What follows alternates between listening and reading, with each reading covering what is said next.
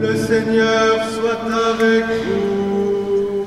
Et avec ton esprit. Évangile de Jésus-Christ selon saint Luc.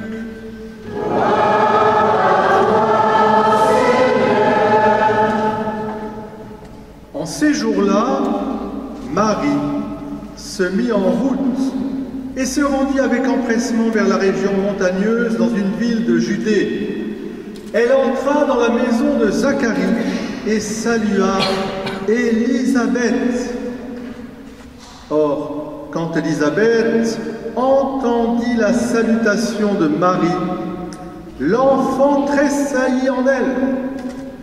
Alors Élisabeth fut remplie d'Esprit Saint et s'écria d'une voix forte: « Tu es bénie entre toutes les femmes, et le fruit de tes entrailles est béni. D'où m'est-il donné que la mère de mon Seigneur vienne jusqu'à moi?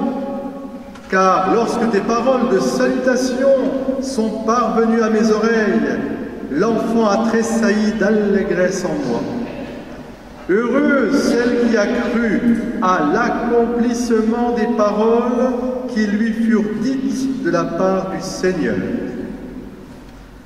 Marie dit alors: « Mon âme exalte le Seigneur, exulte mon esprit en Dieu mon Sauveur. Il s'est penché sur son humble servante, désormais tous les âges me diront bienheureuse. Le Puissant fit pour moi des merveilles, saint est son nom. Sa miséricorde s'étend d'âge en âge sur ceux qui le craignent. Déployant la force de son bras, il disperse les superbes. Il renverse les puissants de leur trône, il élève les humbles. Il comble de bien les affamés, renvoie les riches les mains vides. Il relève Israël, son serviteur. Il se souvient de son amour, de la promesse faite à nos pères, en faveur d'Abraham et sa descendance à jamais. » Marie resta avec Élisabeth environ 3 mois, puis elle s'en retourna chez elle. Alléluia, Alléluia, Alléluia, Alléluia,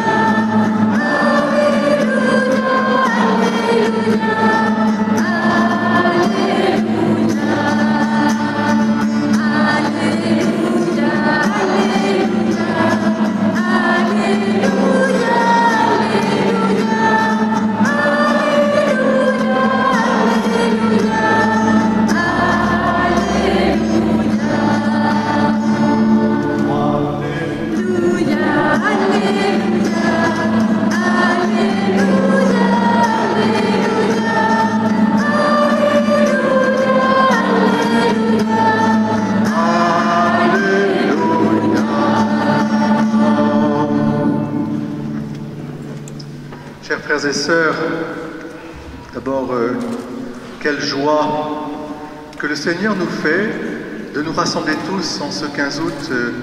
Et c'est une joie de salutation, justement, une joie de grâce, une joie de plénitude, et je dirais une joie de confiance et d'espérance. Alors, la première chose que je voudrais vous demander, c'est de regarder Marie, et de la regarder dans un triple mystère, un mystère d'abord de beauté. Vous savez que c'est la beauté qui sauve le monde, et que la beauté est la grande porte qui nous ouvre accès au mystère de Dieu. Car Dieu fit toutes choses belles et bonnes et vraies, mais la beauté est l'éclat de cette vérité, cette bonté. Quand je regarde Marie, je vois d'abord un signe dans le ciel. Marie, Notre-Dame de Lourdes, Marie, Notre-Dame de Fatima, Marie, Notre-Dame de Cotignac, Marie aussi, Notre-Dame de l'Île Bouchard. À chaque fois que Marie apparaît, on la regarde, et comme disaient les enfants à l'Île Bouchard, mais surtout à Lourdes, Bernadette, qu'est-ce que disait Bernadette? Marie est si belle qu'on voudrait mourir pour la revoir. De cette beauté où il n'y a pas de comparaison possible sur la terre, car c'est une beauté qui révèle la lumière de vie, de bonté, de miséricorde, de guérison, de salut, de rédemption. C'est une lumière qui vient de Dieu lui-même. Marie, c'est comme la lune éclairée par le soleil, et ce soleil divin qui est venu sur la terre nous dire la beauté de Dieu, à travers aussi la beauté de la création, la beauté de l'homme aussi et de la femme, c'est Jésus. Jésus, soleil de justice, qui éclaire complètement Marie. Et Marie est belle parce qu'elle porte justement cet enfant Jésus. Et c'est cette beauté que je voudrais d'abord que vous puissiez contempler, peut-être un souvenir d'enfant ou d'adulte, un pèlerinage, quelque chose qui vous a transporté de joie. Et je sais que parmi nous, il y en a certains qui reviennent de Lourdes, certains vont y aller. Je les bénis aussi par avance de cette rencontre avec Marie. Voilà un signe grandiose descendu du ciel. Nous te saluons, toi Notre-Dame. La lune est sous tes pieds et tu es drapé de soleil, tu es drapé d'étoiles, tu es drapé de la beauté même de Dieu. Cette vision de Marie, vous devez toujours la garder en vous, parce qu'en regardant vers Marie, toute chose est belle. Marie, elle a la capacité de rendre beau tous ceux qui la regardent. Mystère de beauté, mais qui est un mystère justement qui ouvre vers le ciel, l'Assomption. C'est donc aussi un mystère de vérité. Et là, c'est très important que nous gardions en image, enfin en mémoire, la seconde lecture où Saint Paul nous rappelle la résurrection. Oui, nous croyons à la résurrection. Et qu'est-ce que c'est que la résurrection, si ce n'est la glorification de notre corps à la suite de notre âme qui est immortelle? Glorification de notre corps qui participe à la beauté et à la bonté de Dieu. Dieu nous veut saints, jusque dans notre corps. Et Marie, elle a été comme glorifiée dans son corps parce qu'elle a porté tout au long de sa vie le Christ et qu'elle l'a porté pour nous le donner. Et donc elle nous dit aussi, vous, mes bons enfants, portez tout au long de votre vie le Christ pour le donner, car il n'y a pas d'autre sauveur que le Christ Jésus. Il est l'unique médiateur, l'unique rédempteur, celui qui redonne vie. Et la vie qui ne finira pas.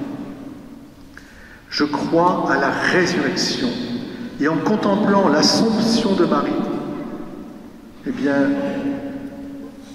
je sais que Marie, qui est la première à s'être endormie pour se réveiller corps et âme au ciel, après Jésus, eh bien, je sais la destinée qui nous est proposée. Voulons-nous, nous aussi, aller de cette terre vers le ciel et après la vie éternelle ressusciter corps et âme? Je vous le demande, est-ce que vous croyez à la résurrection? Alors, vous êtes dans la vérité profonde de la foi catholique. Notre foi chrétienne, elle est fondée sur cet article essentiel, je crois à la vie éternelle, à la résurrection de la chair et à la vie éternelle. Amen. C'est une vérité douce. Et puis enfin, Marie, comme un signe de beauté, un signe de vérité, est aussi un signe de bonté.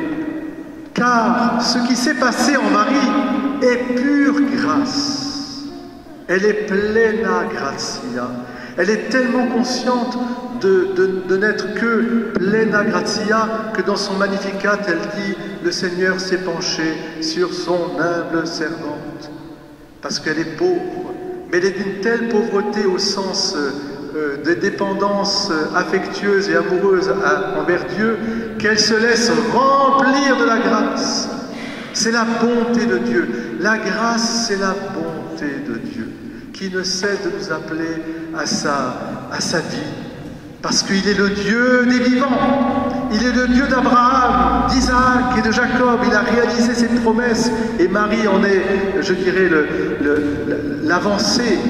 C'est l'aurore du salut, accomplie, achevée. Voilà pourquoi le mystère de l'Assomption est un mystère de beauté, de vérité et de bonté. Et ce mystère, il est pour nous. La Vierge Marie apparaît dans sa beauté, dans sa vérité, sa bonté, pour nous dire, mes petits-enfants, priez, n'ayez pas peur, convertissez-vous, revenez à Jésus, mais priez, mais n'ayez pas peur. Et ça me fait penser, je terminerai là-dessus, aux enfants de Fatima, qui eux-mêmes ont vu, parce que Marie a voulu leur faire voir aussi, qu'il fallait prier pour les pauvres pécheurs que nous sommes, c'est la fin de la prière du Je vous salue Marie, pour que nous n'allions pas en enfer. L'enfer existe, c'est un lieu, ça fait partie de la foi aussi. Mais justement, comme dit Marie, pour que nous n'allions pas dans ce lieu qui est le lieu du non-amour, alors je suis là pour vous rappeler la dévotion, par la dévotion à Marie, que en me priant, Sainte Marie, Mère de Dieu, priez pour nous pauvres pécheurs maintenant et à l'heure de notre mort. Eh bien, en me priant, eh bien, c'est le moyen voulu par Dieu, dans son Fils Jésus-Christ, dans la puissance de l'Esprit Saint, pour que nous puissions aller au ciel. Alors oui, à Jésus par Marie, consécration de la France à Jésus par Marie, oui, mais vraiment que nous puissions toujours garder cette dévotion à Notre-Dame. Notre-Dame de l'Assomption, montrez-nous le chemin du ciel. Notre-Dame de l'Assomption, gardez-nous dans la beauté, la vérité et la bonté de notre foi en Dieu, Père, Fils et Saint-Esprit. Amen. Nous te saluons.